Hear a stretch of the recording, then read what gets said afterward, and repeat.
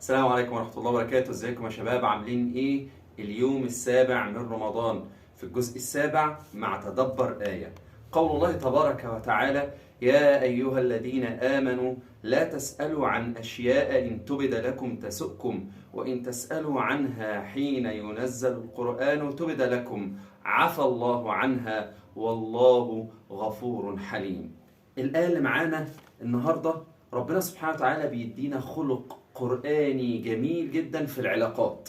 وانت بتتعامل مع الناس ما تبقاش شخصية فضولية، ما تبقاش شخصية بتسأل كتير. لو بتسأل كتير ربنا بيقول لك تبد لكم تسؤكم.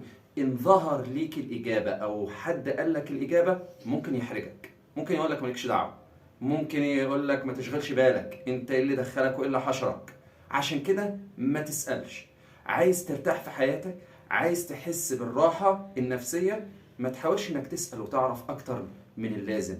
معرفتك اكتر من اللازم بتخلي دماغك تفكر كتير، وساعات بتبقى الاجابة لو عرفتها حتى ولو ما حدش احرجك يا سيدي، ساعات بتبقى الاجابة بتزعلك.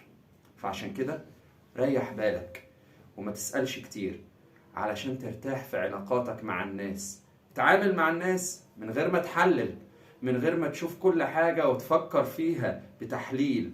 تبد لكم تسؤكم. ساعات لما بتعرف الإجابة ممكن تزعلك، فتعامل بيها بحسن نية وبصفاء نية وإحسان ظن، عشان ربنا سبحانه وتعالى يريح بالك وفكرك. أشوفكم بالخير إن شاء الله بكرة مع آية جديدة. السلام عليكم ورحمة الله وبركاته.